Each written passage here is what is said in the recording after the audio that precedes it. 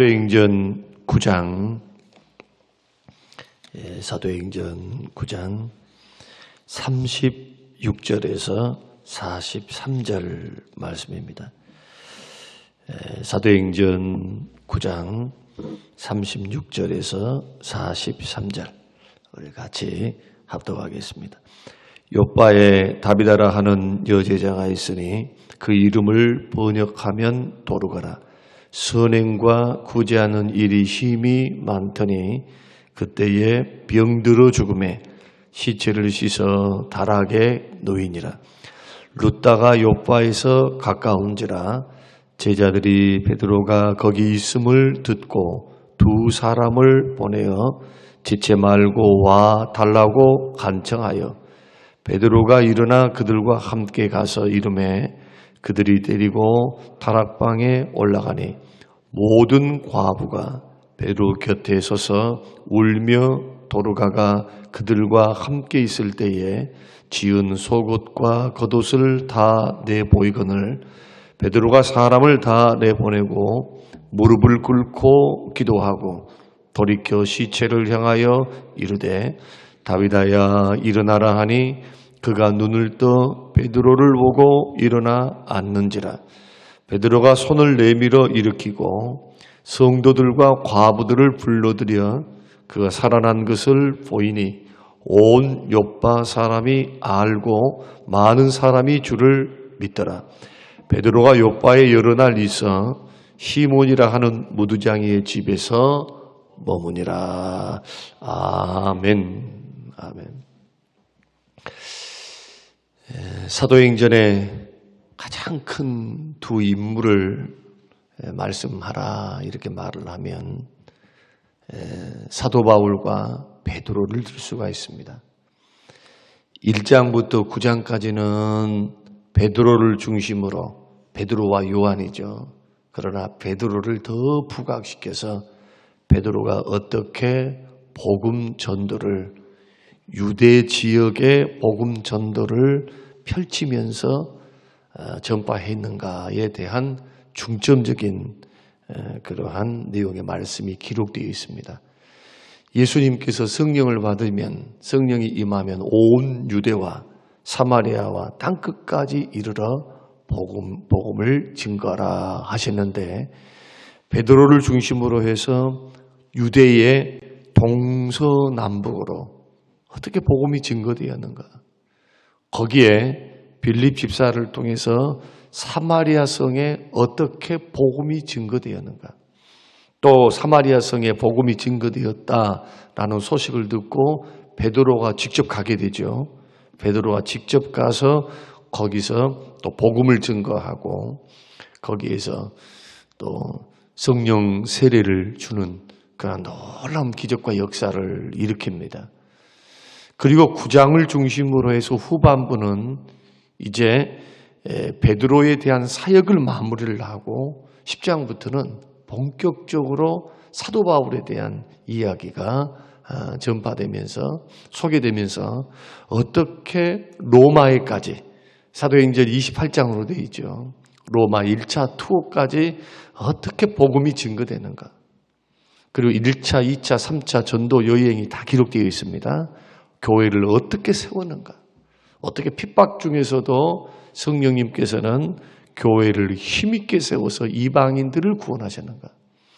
그런 과정을 설명을 합니다.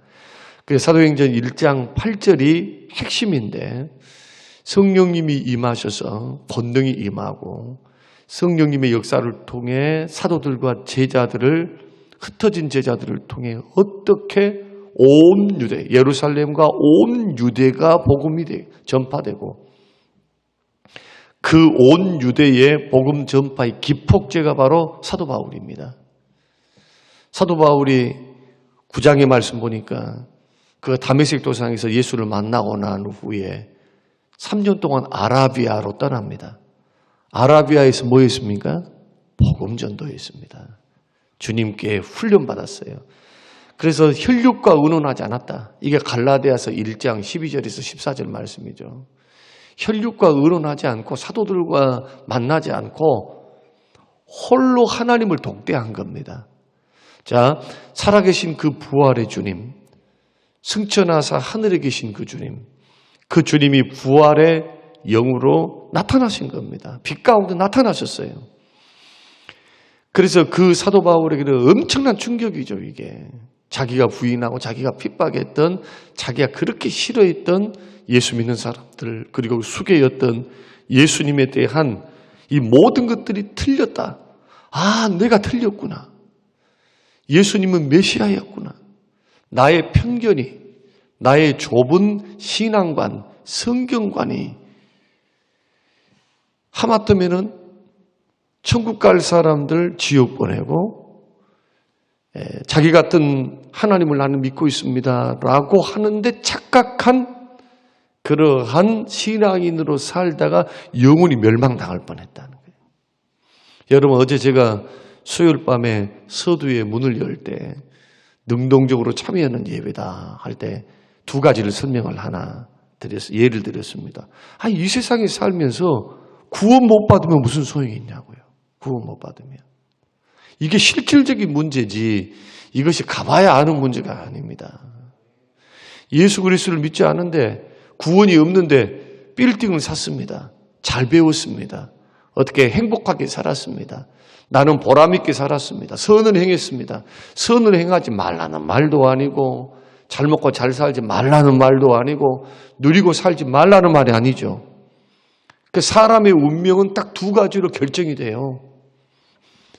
영생이냐, 영벌이냐, 생명이냐, 심판이냐.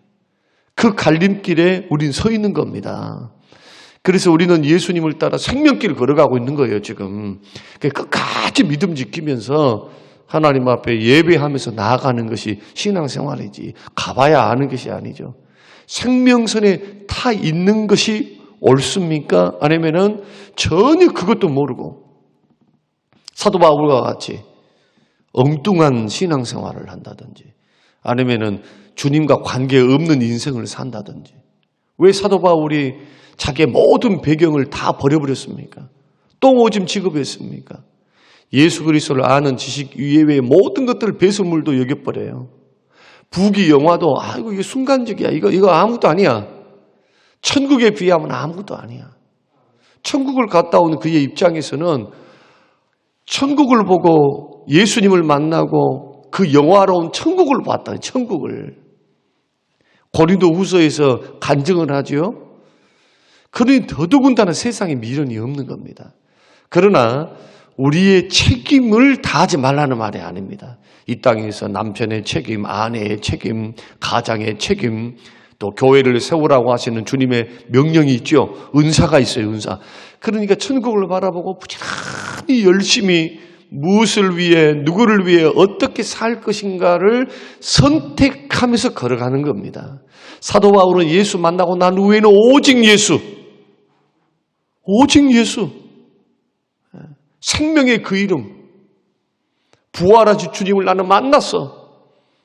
네가 사도냐라고 묻는 질문하는 그 거짓 선지자들의 그런 질문에 나는 예수 만났다. 나는 사도다. 그 서신서 초반에 하나님의 종 바울, 하나님과 예수 그리스도를 말미암아 사도된 바울은 자기의 권위를 세웁니다. 왜냐하면 지금 자기가 증거하는 이 서신서의 말들이 그냥 헛된 말이거나 사기꾼의 말이 아니고 주님의 음성임을 분명하게 말씀하는 겁니다. 이런 일들을 살아갔던 사도 바울의 이야기가 9장에 쭉 설명이 되어 있어요. 그러면서 어떻게 예루살렘에 자기가 혈혈단신으로 아라비아에서 돌아와서 다메섹으로 가서 다메섹에 또 복음을 증거하다가 핍박받아서 제자들의 도움을 받고 어떻게 예루살렘으로 갔는가. 예루살렘에 갔더니 다 두려워하더라. 누가의 증언입니다. 사도행전은 누가가 기록했기 때문에. 그런데 바나바를 통해서 그 바나바가 자기를 어떻게 예수 만났는가, 주님이 그에게 뭐라고 말씀했는가, 이 과정을 상세하게 사도들에게 이야기를 했다. 대표적인 사도가 두 사람, 베드로와 예수님의 친동생이었던 야고보. 12 사도를 다 만난 게 아니고 예루살렘 가서도 베드로를 만나고 야고보를 만난 거죠. 야고보를. 그것이 야고보서 갈라디아서에 그대로 기록이 되어 있어요. 서신서 중에서 가장 먼저 쓰여졌던 것이 갈라디아서거든요. 그래서 이런 일련의 성경의 모습을 보면은 사도 바울이 어떻게 회심했고 예수 믿었고 복음을 증거했는가. 놀라운 것은 사도 바울은 예수를 만나자마자 3일 동안 금식을 했는데 그 금식이 해제되고 몸이 정상적으로 돌아오니까 즉시 복음을 증거합니다.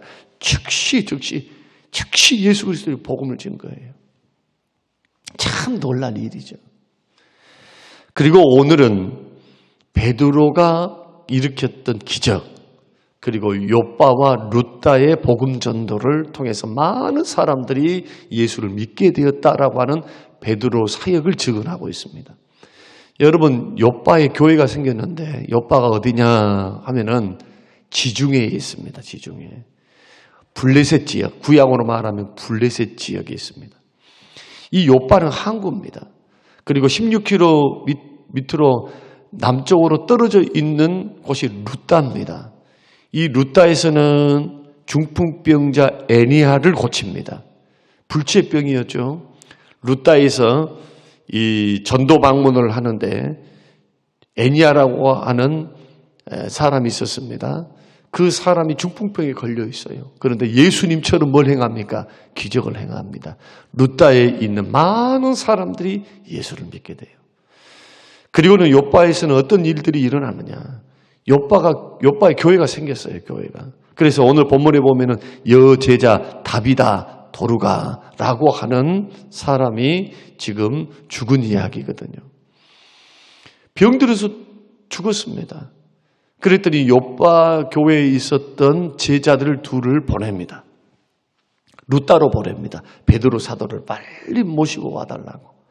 이미 사람이 죽었는데 베드로를 모시고 와서 뭐 하라는 겁니까? 우리의 사정, 지금 이 사람이 죽었는데 이 사람은 보통 사람이 아니라는 거예요. 어떤 사람인가? 주의 종인가? 사도인가? 아니면은 선교를 많이 한 사람인가? 그거 아니에요. 그거 아니에요. 뒤에 설명을 드리겠습니다마는 제자들은 이 사람이 지금 죽어서는 안 될 사람이고 이 사람은 여제자였다라고 증언을 하고 있습니다. 그러면 이 베드로가 욥바로 오게 됩니다. 또 욥바 교회는 어찌 시작되었습니까? 이게 굉장히 중요해요. 욥바 교회는 누가 세웠을까요? 빌립 집사님이 세웠습니다. 여러분이 아시다시피 빌립이 사도행전 6장에 보면은 예루살렘에 큰 핍박이 일어납니다. 핍박이 일어나니까 뿔뿔이 다 흩어져요. 그 가운데 한 사람이 누구냐? 빌립 집사입니다. 빌립 집사가 사마리아 성에 복음을 증거합니다. 거기에서 서쪽으로 30km 정도만 내려가면 바로 욥바입니다. 룻다가 있고 욥바가 있어요.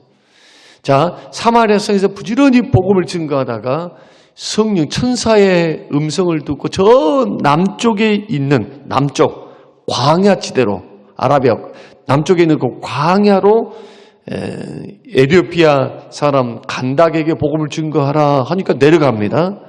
그 다음에 어디로 올라가느냐? 성령께서 그 설교는 제가 안 했어요. 성령께서 가사로 올라가라. 가사가 블레셋 지역, 지금으로 말하면 룻다와 욥바 지역이에요. 가사로 올라가라. 그쪽으로 올라가서 복음을 증거합니다. 그때 욥바에서 복음을 증거해서 교회가 세워지는 거예요. 교회가. 그런데 베드로 사도의 그 기적을 통해서 엄청난 붕이 일어나는데 이것이 오늘 42장 온 욥바 사람이 알고 많은 사람이 주를 믿더라. 항구 도시에 소문이 나버린 거예요. 죽은 자가 살아났다. 그러면 오늘 우리들이 이제 주로 살필 게 뭐냐? 여제자 도루가 이야기입니다. 이것이 배경이 되었습니다. 도대체 도루가가 어떤 사람이길래 교회의 성도들은 베드로를 청합니다. 우리 같으면은 사람이 죽었으니까 다 씻어가지고 염을 다 해가지고 지금 다락방에 올려놨는데 베드로를 모시는 이유가 뭘까 하냐 생각해 보는 거예요. 루다에서는 어떤 일이 일어났다고요? 루다에서는 불치의 병이 고침을 받았어요. 불치의 병이. 성도들이 볼 때, 예수 믿는 사람들이 볼 때 이 베드로의 행적을 보니까 중풍병자를 일으킵니다. 베드로가 감옥문에서 천사에 의해서 분명히 감옥에 갇혀 있는데 하나님의 능력을 통해서 감옥에서 나와서 예루살렘 성전에서 복음을 진 거예요. 베드로를 통해서 희한한 일들이 일어나기 시작합니다. 그러니까 일말에 베드로를 보면서 예수님 말씀이 생각나죠. 너희들이 나보다 큰 일을 하게 될 것이다. 베드로가 꼭 예수님이 하시는 일들을 하고 있는 거예요, 지금. 권능을 받아가지고. 그러니 기대함이 있었습니다. 베드로 사도가 또 멀리 있는 것이 아니고 요빠 지역에, 루다 지역에 복음을 지금 빌립이 전도했던, 이상하게도 빌립이 먼저 전도했던 그 지역에 순시를 하면서 복음을 증거합니다. 또 베드로가 어떤 일들도 하느냐. 안디옥의 교회가 세워졌는데 제자의 수가 굉장히 많아졌어요. 그러니까 베드로가 누구를 파송하느냐? 바나바를 파송합니다. 몸소 가지는 않고 바나바를 파송을 해요. 주도적인 역할을 합니다. 저는 이 여제자의 특징, 그리고 요빠 교회의 특징을 좀 설명을 드리면서 우리가 주님을 섬겨갈 때 어떻게 섬겨야 하는가, 어떤 신앙이 바른 신앙인가에 대해서 한번 생각해 보고자 합니다. 첫째로는 오늘 본문 말씀을 보게 되면은 이 요빠 교회의 특징을 우리가 알 수 있어요. 첫 번째 특징은 뭐냐? 복음 전도합니다. 예수 생명을 증거하는 교회였다. 두 번째는 조직적으로 사회 봉사를 했어요.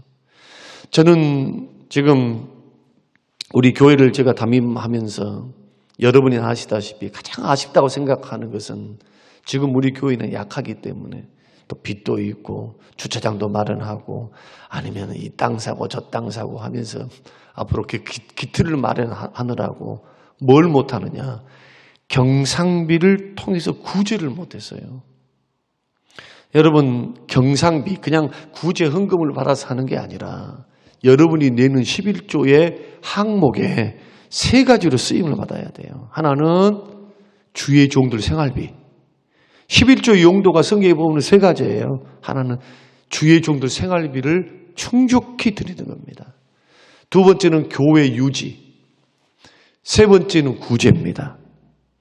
교회는 구제해야 돼요. 구제가 교회 존립의 목적은 아닙니다. 복음 전도지만 선한 일을 행하는 것. 그게 구제의 11조인 거예요. 11조를 통해서 다른 거 하는 게 아니고 세 가지를 하는 겁니다. 용도. 그러니까 이런 기본적인 성경의 틀을 가지고 모든 예산과 그리고 교회 사역을 그렇게 하죠. 정상적인 교회는.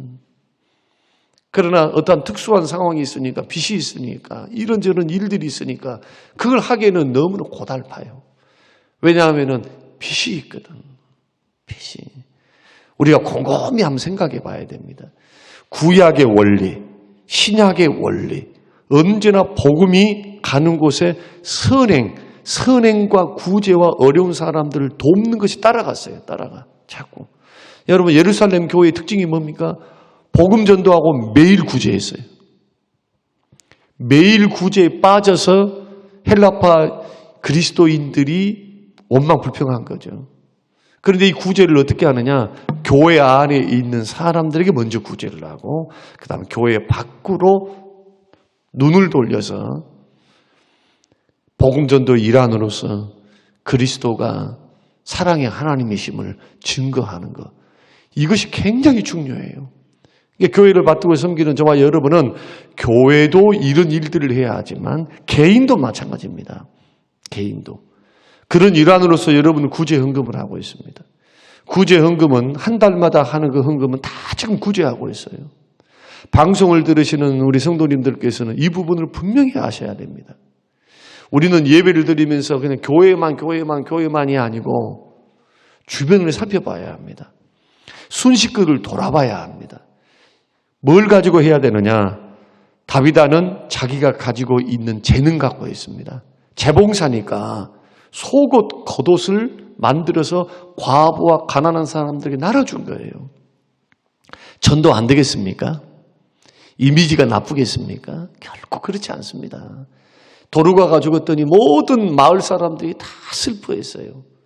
그러면서 베드로가 오니까 베드로에게 다락방에 같이 올라갑니다. 오늘 본문의 말씀 보면. 그러면서 과부들이 뭘 보여주느냐? 속옷과 겉옷을 보여줘. 부끄러운 줄 모르고. 이것이 다 이 도루가가 섬긴 것입니다. 돈 받고 판 게 아니고 섬긴 거예요. 그 당시의 옷은 결코 값싼 그러한 생필품이 아니었습니다. 일일이 손으로 다 해야 됐어요. 비싸요, 비싸. 속옷은요, 보통 사람들은 속옷 못 입어요. 그냥 통옷으로 입는 거예요, 통옷으로. 부자들이나 그렇게 입고 다니고, 좀 중산층이나 입고 다니지. 보통 서민들은 먹고 살기 바쁜 사람들은 그냥 겉옷이 속옷이고, 속옷이 겉옷이고, 겉옷이 이불이고 그래요. 그러면 얼마나 자기의 재산, 그리고 자기의 재능을 가지고 섬겼는가를 우리가 알 수 있습니다. 그래서 오늘날 우리에게 주시는 교훈은 뭐냐? 첫째로, 자기에게 있는 은사로 이웃을 섬기라는 겁니다. 여러분, 자기에게 있는 것을 가지고 어려운 이웃들, 힘든 사람들에게 손을 벌려야 돼요. 예를 들어서 여러분 교회 안에서 어려운 소식들이 들렸잖아요. 그러면 가만 계시지 마시고, 이것도 뭐의 일환이냐? 구제 일환이에요. 섬김의 일환입니다. 우리 교회에서 제일 잘하신 분 하면은 김창조 장로님. 제가 보는, 지금까지 살펴본 그러한 이름을 거론해서 죄송합니다만은 따라갈 사람이 없어요. 제가 볼 때는. 봉사는 두 번째 치고 섬기는 것. 어디서 그렇게 돈이 나는지 잘 모르겠지만, 섬기고, 돌아보고, 직장 다니지 못하는 청년들이 있으면 밥 사 먹이고, 봉투 주고, 이게 한두 번이에요. 우리 교회에서 안 받아본 일들이 없어요. 군대 가면 또 군대 간다고. 본인하고 상관이 없는 것 같은데 그런 일들을 다 쫓아다니면서 그렇게 하시는 거예요. 그래서 어떻게 그렇게 될 수 있지? 이것이 은사일까? 그런데 있을 때도 그러고 쪼들릴 때도 그러고 그것이 하나의 몸으로 배어 있는 것을 봤어요. 곰곰이 생각해 봅니다. 참 저는 많은 것 생각을 했어요. 모두가 다 그럴 수는 없어요. 그러나 우리가 좀 생각해 보자는 거예요. 하나님께서 우리에게 은혜를 주시고 물질을 주시고 뭘 주시고, 이것도 훈련이 안 되면 못합니다. 안 돼요. 훈련이 안 되면 안 돼. 큰 것은 아니다 할지라도 주변에 어려운 사람들, 힘든 사람들, 이런 사람들을 즉각 교회에 보고도 하고, 순장님들을 통해서 보고를 받고, 교회는 보고를 받으면 언제나 구제의 손길로 정기적으로 돕는 일들을 하고 있습니다.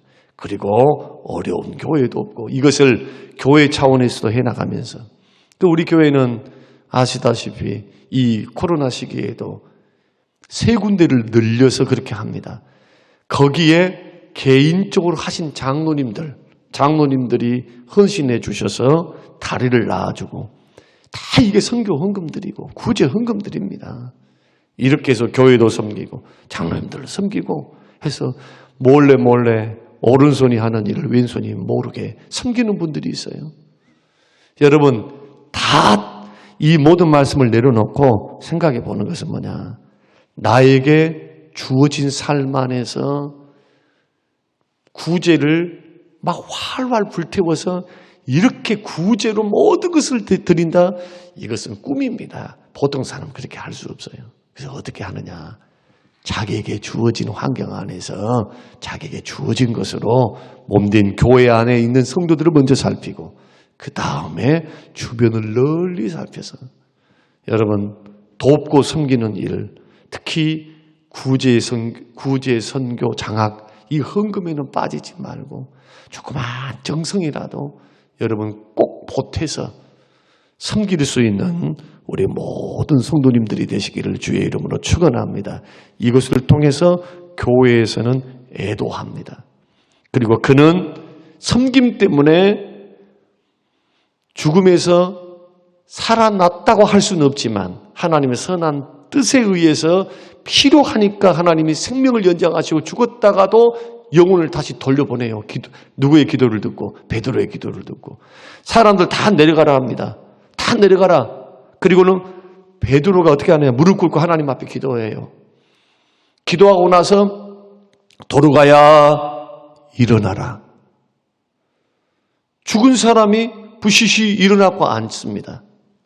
이게 오늘 본문 말씀이거든요. 우연입니까? 저는 우연이라 생각 안 합니다. 하나님께서 베드로의 기도를 통해서 들어주셨지만은 이 교회에 꼭 필요한 사람이다. 이 교회에 없어서는 안 될 필요한 사람. 여러분, 그러므로 두 번째는 뭐냐? 참 믿음은 참된 행동을 낳는다. 여러분, 참 믿음은 선행으로, 믿음으로, 말씀으로 순종한다는 건 선행한다는 거예요, 선행. 주의 말씀이 다 뭐로 되어 있습니까? 하나님 사랑과 이웃 사랑으로 되어 있잖아요. 하나님 말씀이 그리 되어 있어요. 그러니까 다 선행으로 나타나요, 선행으로. 이것을 한마디로 말하면 선행이다, 그렇게 말을 합니다. 우리가 이러한 말씀들을 우리가 생각하면서 오늘 도르가 여제자, 도르가의 사건, 우연한 사건이 아니죠. 저는 이런 선하심들이 우리 교회에는 고맙고 감사하게도 지금 다 이름을 밝힐 수 없습니다만은 이렇게 선하게 보이지 않게 섬기는 섬김들이 있어요. 참 고맙다고 생각합니다. 너무 감사해요. 우리 주님이 기억해 주실 줄로 믿습니다. 우리 모두도 이러한 대열에 참 믿음이 있다면 그것이 선행으로 자꾸 나타날 수 있도록 조그만 것에서부터 실천해 보세요. 한번 하나씩. 얼마나 기쁜지 몰라요. 조그만 것에서부터. 조그만 것에서부터. 기쁨은 배가 되고요. 하나님은 기뻐하시고 우리의 믿음은 보석처럼 빛나게 될 줄로 믿습니다. 이런 은혜가 있게 되시기를 주의 이름으로 축원합니다. 고마우신 하나님 감사합니다. 고맙습니다. 우리에게 은혜를 베풀어 주셔서 주님 우리의 믿음이 선교하는, 구제하는, 옆에 이웃들을 섬기는 귀한 믿음으로 주님 성장해 갈 수 있도록 도우사 주님 우리에게 은혜를 베풀어 주신 것만큼 나눠주기를 좋아하고 선대하고 대접하고 주님 어려운 이웃들에게 긍휼을 베푸며 말과 입술로만이 아닌 행함과 진실함으로 우리의 사랑을 보일 수 있는 귀한 믿음이 될 수 있도록 축복하셔서 교회가 복음전도와 더불어서 구제가 함께 시행되었던 초대교회로 돌아갈 수 있도록 주여 축복하시고 교회가 이런 교회 되게 하시고 성도님들이 이런 성도님들이 될 수 있도록 은혜를 베풀어 주옵소서.